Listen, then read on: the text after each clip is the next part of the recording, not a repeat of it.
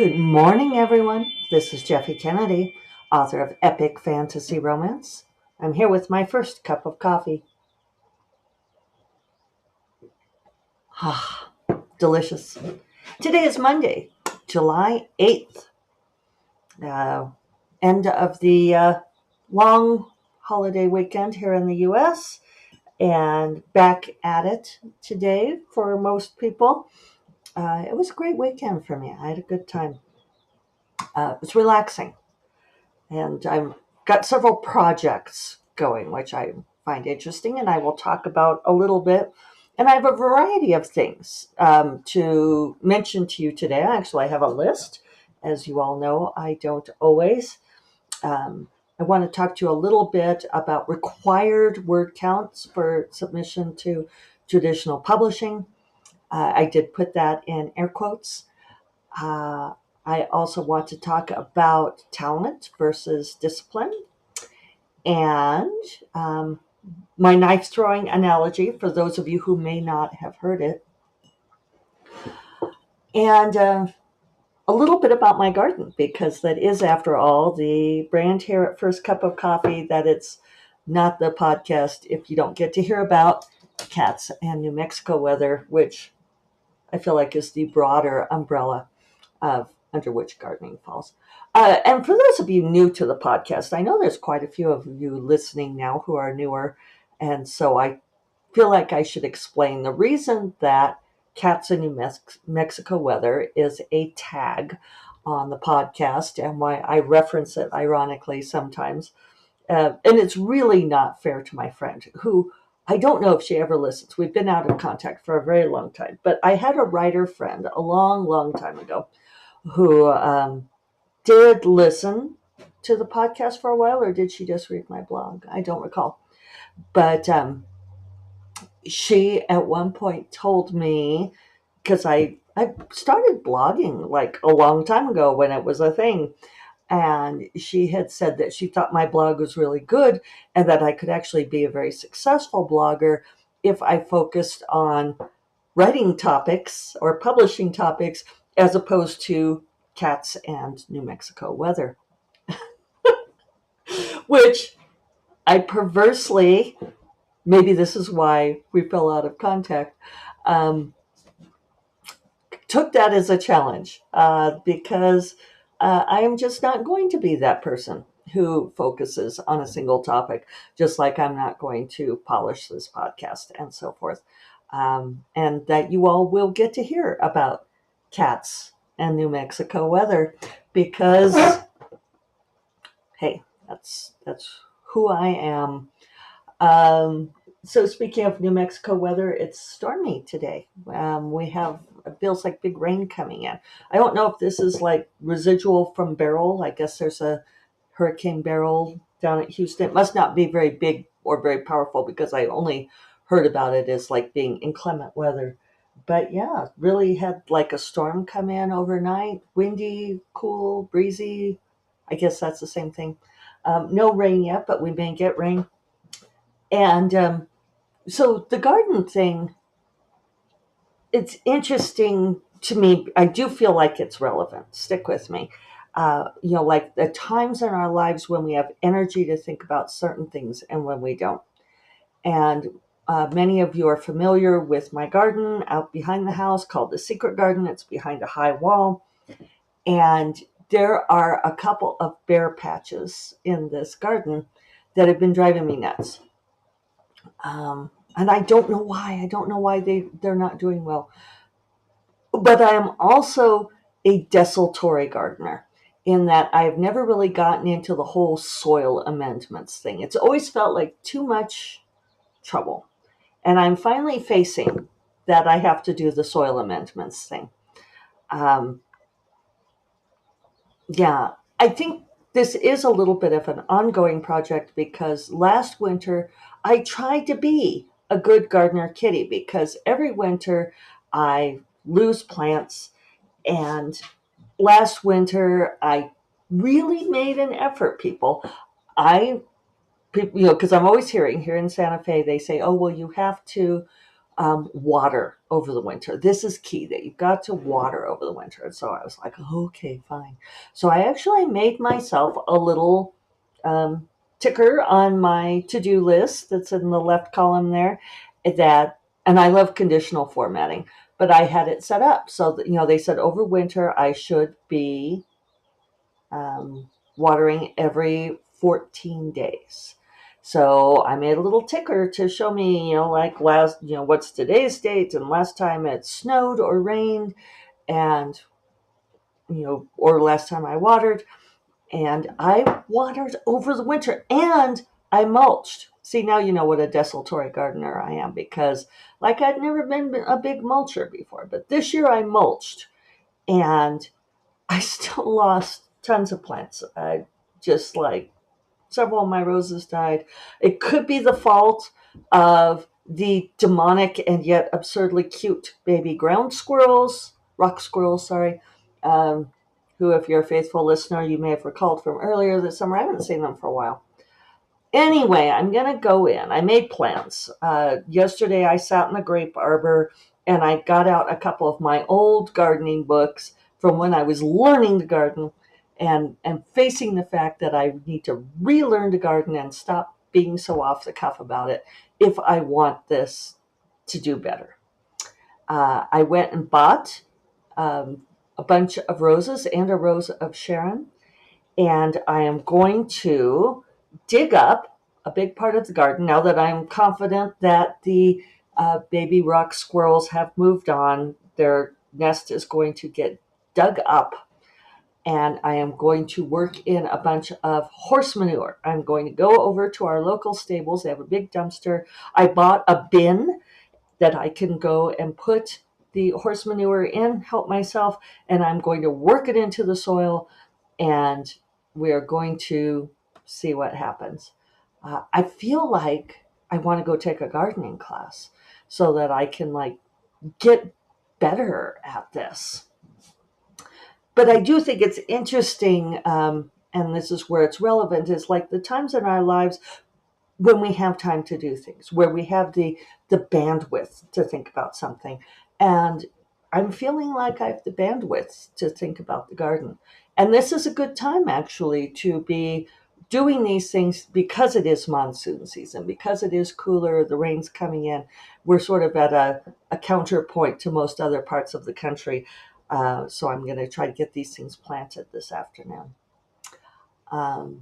So yeah, I think it's interesting that says that about me, that I am in a place where I'm no longer quite feeling like I'm catching up on all the things. I still have several things I need to do that I have not done, but my to-do list is whittling down. So hooray for that. Okay, this is a semi-random piece of advice regarding word counts, because I heard this conversation going on, and I had a conversation with a newbie writer about this, where they were saying they had been given the advice that if you want to submit a book to traditional publishing, that it needs to be 80,000 words. And if it's longer than 80,000 words, no one will buy it from you. And the thing about pieces of advice like this is it's not wrong entirely, but it is also not right. And I feel like this happens a lot. And I even asked the person, I said, which person told you this? and I was spot on who gave this advice. Because and they were writers who have not been selling to traditional publishing recently. It was 3 people, and they had all have sold in the past, and they are back after many years hiatus, advising other people and submitting to traditional publishing themselves. And so this is a rule that is being handed around. And I just urge you people, anytime you hear a rule being handed down, especially one with a specific number attached to it, please take it with a grain of salt. the entire point of that piece of advice is that it's much, much harder as an aspiring author, as a newbie author, to sell a long book. That's true. Um, and that's not terrible advice because, and I did explain this to my friend who was asking about it. See, that's the thing, is that you have to pay attention to the nuance. Why is a longer book more problematic? Because if you're a brand new author, it implies bloat. Newer authors tend to bloat their stories. They don't know how to cut out the fat. They don't know how to cut out the unnecessary stuff that bogs it down. And how do you learn? You learn by doing. You learn by getting critique and hearing people tell you where the story has slowed for them. Um, and this is one of those things that you only learn through experience. But yeah, you do have to learn how to cut what isn't working in the book. And this gets translated in weird ways, like all writing advice, like there's the whole kill your darlings thing, which isn't useful because, like, I had one friend who told me, like, whatever thing you love best about your book, that's the thing you should cut. It was like, that's the most absurd piece of advice I've heard in my entire life. And I've heard a lot of absurd pieces of advice. Um, yeah, you can't have a book that's too long. It also doesn't have to be 80,000 words. How long is too long? I don't know. Longer than it needs to be. Uh, it's it's an experience thing. Is it easier if you are querying with a book that's more like 80 to 85,000 words? Maybe, but it's not a guarantee either. So, and I wish that all of you who are the people giving advice like this, would you do me a favor and stop telling people stuff like this? Don't hand over the rule. I would prefer if you didn't say things like 80K. Um, I realize that people want to know a number, but even if you add nuance, as soon as you say something like 80,000 words, that's what's going to stick in their brains. So, I don't know. Just try to talk about these things with nuance. All right, I'm not going to dwell on this any longer. What else did I want to talk about? Um, all right, this seems like a good segue for this one. Faithful listener and occasional messenger, John Ajuda Bar, sent me an interesting comment about screenwriting that and sent me this quote: talent is more common than discipline. That's why discipline pays better. Um, and I thought that was interesting, as he thought, in sending it to me, because I am a pretty disciplined writer, less so these days than in the past, but I am getting better, working up to it. Um, talent is great. And I'm definitely been told that I'm a talented writer. And I've been told that I was talented in many ways over the years, in many, many things. I'm not talented musically, sadly. Very not. Um, but talent only gets you so far.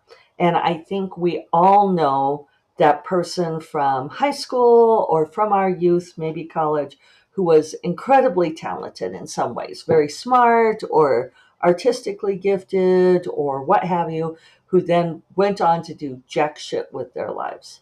And it's bordering on cliche. It's so common. And that's because, yeah, talent only gets you so far. Talent gives you, opens the door to go into the room. Talent is okay, well, let's go with a surfing analogy. We don't use that one very often here, being a New Mexico person. But I do love snorkeling and swimming and body surfing. So talent is like the wave. Talent is the thing that lifts you up, that you can catch that momentum, and it will carry you. It will do a whole lot for you.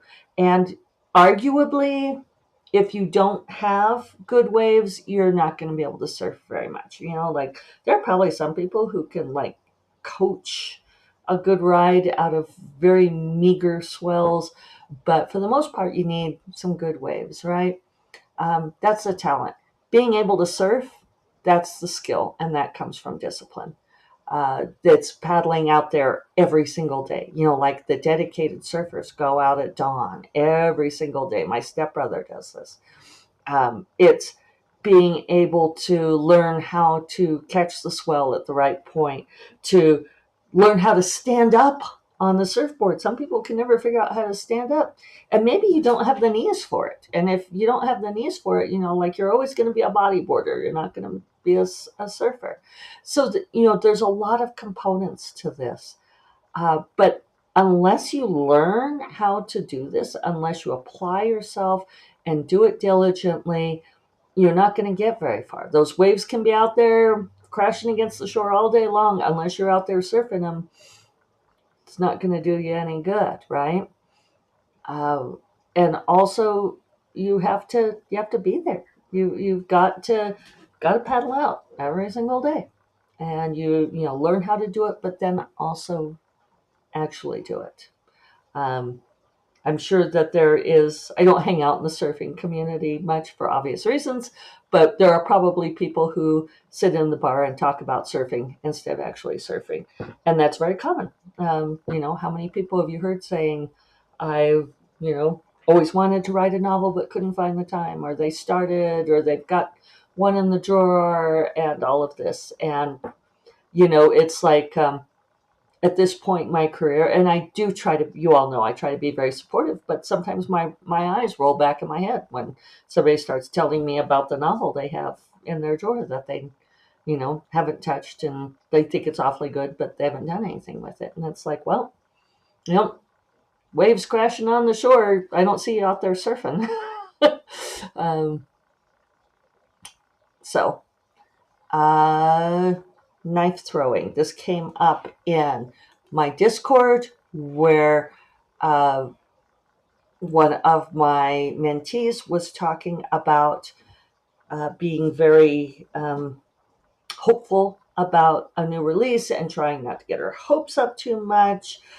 And I said that, one of the keys to this is to think about the knife throwing analogy. And I think she was confused. She just gave me a question mark, and I started to reply. And I thought, well, I'll talk about it here, just in case I haven't talked about it recently. One of the things about knife throwing that you learn when you practice it, and this is true of many internal arts, that you learn to enjoy not sticking the knife as much as sticking it, which is really difficult because when you get that knife to stick in the target, it feels great. You're like, damn, that's great.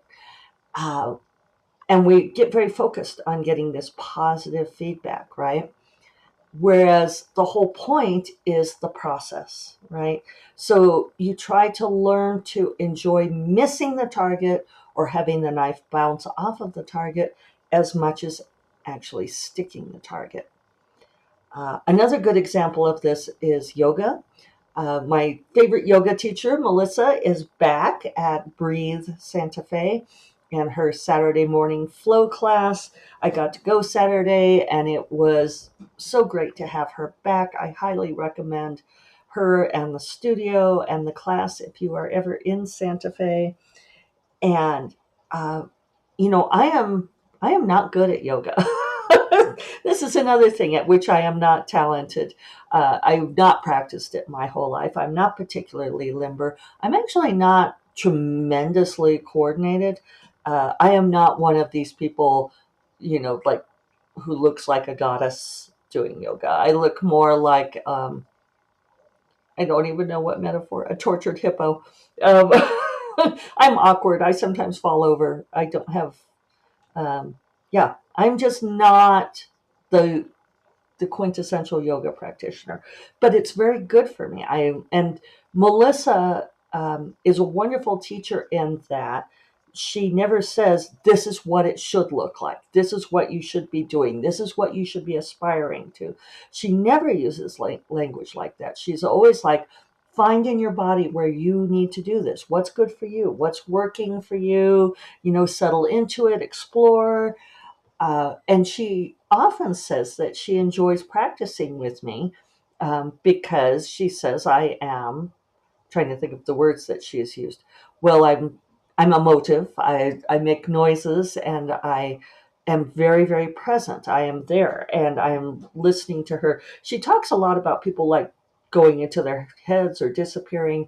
And I don't know exactly what she means by that, except I think that I don't do it. Um, I'm really there in the moment, and I love yoga for that. And so this is a thing of I'm enjoying the process. I'm enjoying doing the thing because it feels good and it's good for me.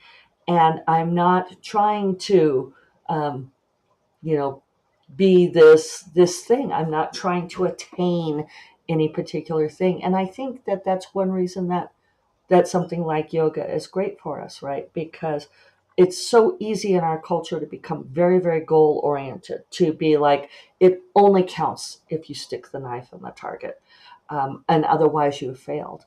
And it's a terrible way to live. So, especially if you're doing something creative like writing a book, getting a book out there in the world, try to enjoy that process. Try to enjoy the discovering the feeling of throwing the knife, of doing the vinyasa, and don't worry about the external camera and how it looks and whether or not you're attaining the goal or doing the thing. So there you go. All right, on that note, I'm going to go get to work. I hope you all have a fantastic week, and I will talk to you all on Friday. You all take care. Bye bye.